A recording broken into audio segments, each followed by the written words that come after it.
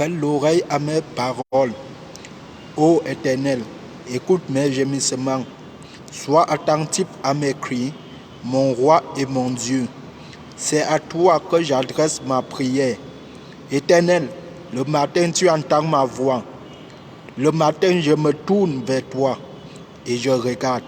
Car tu n'es point un Dieu qui prenne plaisir au mal. Le méchant n'a pas sa demeure auprès de toi. Amen. Bien-aimé dans le Seigneur, à toi, je dis bonjour au nom puissant de Jésus-Christ. Reçois une bénédiction week-endale ce matin. Nous sommes aujourd'hui, vendredi, le 23 février 2023. Et nous sommes au début du week-end. Je te communique donc déjà une bénédiction week-endale ce matin. Nous voulions ainsi continuer à progresser dans le travail de Dieu. Vous savez, la parole nous dit dans le livre de Timothée que notre progrès doit être évident pour tous. Donc il est hors de question que là où tu es, tu progresses et ceux qui sont autour de toi ne progressent pas. Ton progrès doit être évident pour tous ceux-là qui sont autour de toi, même ceux-là que tu ne connais pas, doivent progresser au travers de toi. Alléluia. Bien-aimés dans le Seigneur, et la Bible nous dit que veillez à ce que personne ne soit privé de la gloire de Dieu. Alléluia. Bien-aimés dans le Seigneur, je suis heureux de te dire, même celui-là que tu ne considérais plus, tu dois veiller à ce qu'il ne soit pas privé de la grâce de Dieu. C'est la Bible qui dit, c'est un ordre que Dieu te donne aujourd'hui, que tu veilles à ce que personne ne soit privé de la gloire de Dieu. C'est pourquoi depuis, nous sommes en train de prier de sorte que tous ceux-là qui veulent progresser ne soient pas privés de la gloire de Dieu. Ce matin, nous voulions continuer à progresser dans le travail de Dieu. Et nous voulions progresser dans le livre de Corinthiens. Ouvre ta Bible dans le livre de 1 Corinthiens. 1 Corinthiens, chapitre 15, du verset 57 au verset 58. Nous allons lire ensemble. 1 Corinthiens 15, du verset 57 au verset 58. Il est écrit: mais grâce soit rendue à Dieu qui nous donne la victoire par notre Seigneur Jésus-Christ. Ainsi, mes frères bien-aimés, soyez fermes, inébranlables, travaillant de mieux en mieux à l'œuvre du Seigneur, sachant que votre travail ne sera pas vain dans le Seigneur. Alléluia. Again, relisons encore 1 Corinthiens chapitre 15, du verset 57 au verset 58. Il est écrit: mais grâce soit rendue à Dieu qui nous donne la victoire par notre Seigneur Jésus-Christ. Ainsi, mes frères bien-aimés, soyez fermes, inébranlables, travaillant de mieux en mieux à l'œuvre du Seigneur, sachant que votre travail ne sera pas vain dans le Seigneur. Alléluia. Bien-aimé dans le Seigneur, je te bénis encore une fois de plus ce matin. Reçois une bénédiction week-endale. Que le Seigneur te garde durant tous ces week-ends, qu'il veille sur toi. La Bible nous dit que Dieu te gardera pendant tes allées et pendant tes retours. Et tu ne craindras pas les flèches des ennemis. Tu ne craindras pas la terreur de la nuit, ni les contagions qui frappent en plein midi. Que 1000 tombent à tes côtés et 10 000 à ta droite, tu ne seras point atteint. Je prie donc pour toi en ce week-end que les flèches des ennemis ne t'atteignent pas au nom puissant de Jésus-Christ. Que les contagions qui frappent en plein midi ne t'atteignent pas, les pestes, les maladies. Que ces maladies ne t'atteignent pas au nom de Jésus. Bien-aimés dans le Seigneur, nous venions ainsi de lire la parole de Dieu qui est tellement puissante. L'épée de l'esprit, nous venions ainsi de renouveler l'épée de l'esprit en nous. Parce que Dieu me dit que la parole est une épée de l'esprit. Tu viens ainsi de renouveler l'épée de l'esprit en toi. Je veux donc te parler ce matin de la victoire. La Bible me dit que grâce soit rendue à Dieu.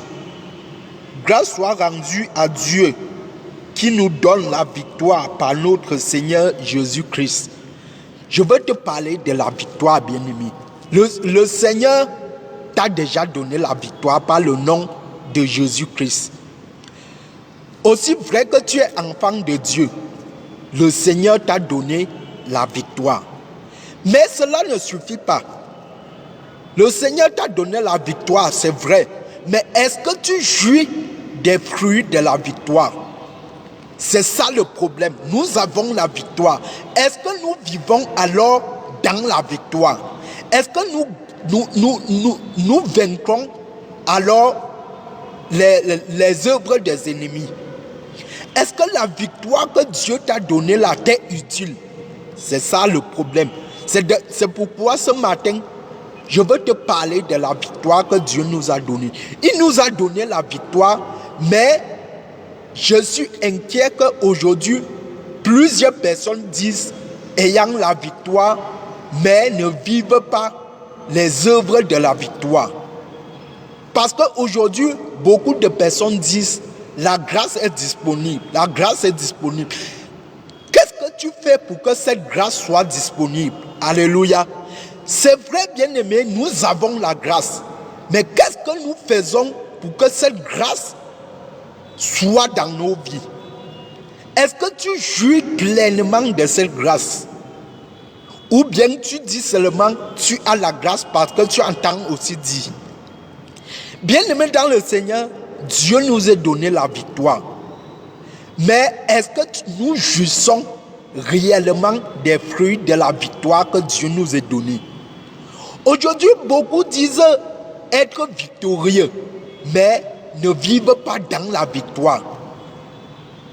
Bien-aimé dans le Seigneur, je veux tout simplement te dire que si tu veux vivre la victoire que Jésus-Christ t'a donnée, tu dois activer cette victoire en toi.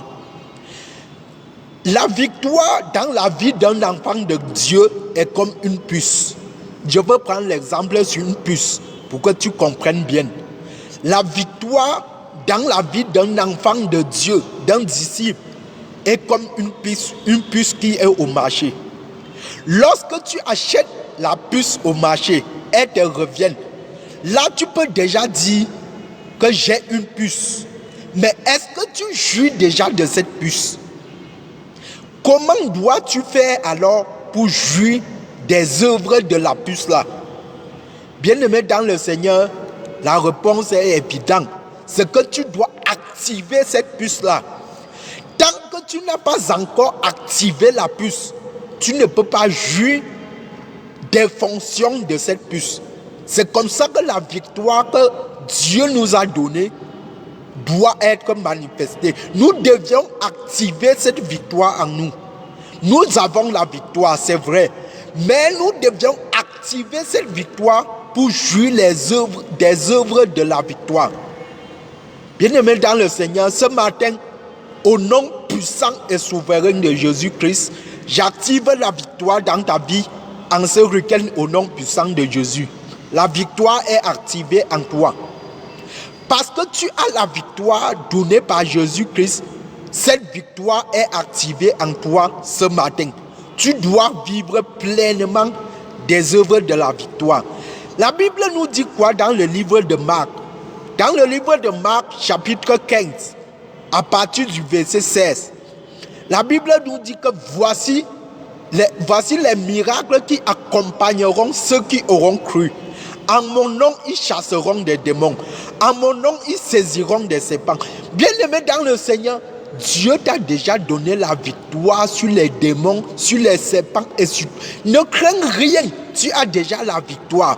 Maintenant, ce qui peut t'amener à avoir peur, à croire que tu n'as pas la victoire, c'est l'ennemi.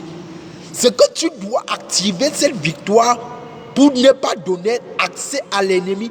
Parce que l'une des choses que l'ennemi combat plus, c'est de te faire croire que tu n'as pas la victoire.